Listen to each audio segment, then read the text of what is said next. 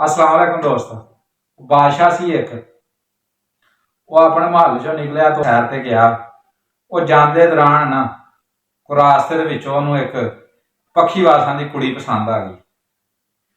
वो मानी साहब जो पसंद आई, उन्हें अपने वजीरां मशीरां नूं कहा, यार आ कुड़ी मैनू पसंद आ, एदा पुछो दसो लेका देका वेखो भी ये कित्थे दी आ ते किदां वा। वो जेबी भाई उन्हें वजीर भेजते, बंदे छड्डे, उन्हें चंगे भजाए पिछे बंदे। बंदियां ने खोज कढ ली कि ये कित्थों दी आ ते किदां वा। बस भाई यह काम चलदा चलाउंदा ना बादशाह ने रिश्ता भेजता। पक्षी वासां नूं होर की चाहीदा सी, उन्होंने कहा लै भी बादशाह दे घर साडी धी विआही जानी। ओ भाई रिश्ता चल गया, बादशाह दे रिश्ता हो गया। जो बादशाह के घर आई, बादशाह ने बादशाही खाने दिते, तो बस फिर उन्हें वो खाने खाने जिहड़े उन्हें जिंदगी च नहीं सी वेखे कदी, ते ना वेख सकदी सी। बादशाह ने रंग बिरंगे खाने दिते, वो दिन ब दिन कमजोर होनी शुरू हो गई। ਉਹਦੇ ਮਾਪੇ ਕਹਿਣ ਉਹ ਬਾਦਸ਼ਾਹ ਦੇ ਘਰ ਜਾ ਕੇ ਤਾਂ ਵੀ ਕਮਜ਼ੋਰ ਹੋਈ ਜਾਂਦੀ, ਕੀ ਗੱਲ ਕੀ ਬਣ ਗਈ ਹੈ।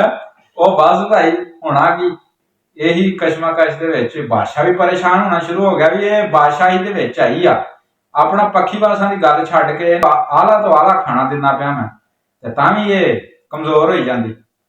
ਉਹ ਵਜ਼ੀਰ ਸਿਆਣੇ ਸੀ ਉਦੋਂ ਦੇ, ਉਹਨੇ ਕਿਹਾ ਬਾਦਸ਼ਾਹ ਸਲਾਮਤ, ਤੁਸੀਂ ਆਪਣੇ ਨਾਲ ਇਹਨੂੰ ਬਿਠਾਉਂਦੇ ਆ ਖਵਾਉਣ ਦੀ, लिहाजा हम थानू एक महत्व की गल दसा भी इनू जिहड़ा ना तुसी अपने तरीके नाल खाण दो, जिद्दां ये खांदी आई आ, तुसी रोक टोक ना करया करो।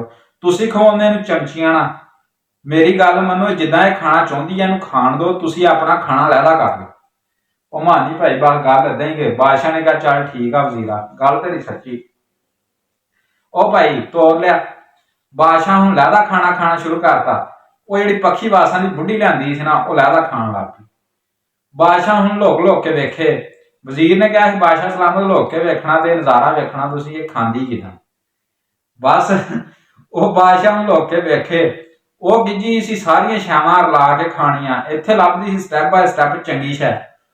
बादशाह लुक के वेखण दिया भाई, वो बुढ़ी ने कीता, पाए चावल, ਉਹਦੇ ਵਿੱਚ ही दाल, ਉਹਦੇ ਵਿੱਚ ही हलवा, सारियां चीज़ां ਨੂੰ ਉਹਨੇ कुतर कतर के विच पाया, एको कोली दे विच खाण लग पई। ਉਹ भाई दिन ब दिन फिर अपने पैरों ते आ गई। बादशाह बड़ा हैरान होया। बादशाह ने कहा यार इनू एडे आला आला खाने दिते तां भी नहीं ये पुंगरी, तां माड़ी तो माड़ी हुंदी गई। आ हुण अपने तरीके नाल इहने खाना शुरू कीता, लै वेख लो अपने पैरों ते आ गई। दोस्तों गल सी कोई होर साडे आपस च बैठिया दी, मैं कहा यार भरावां नूं गल सुणा दवां, ये जिहड़े हिसाब नाल चलदियां पईयां ना, इन्हां नूं उदां ही चलन दो, ये जिहड़ा निज़ाम है ना जिद्दां चलदा इहनूं चलन दो। गल चंगी लगी होवे लाइक करो, चैनल नूं सबसक्राइब करो।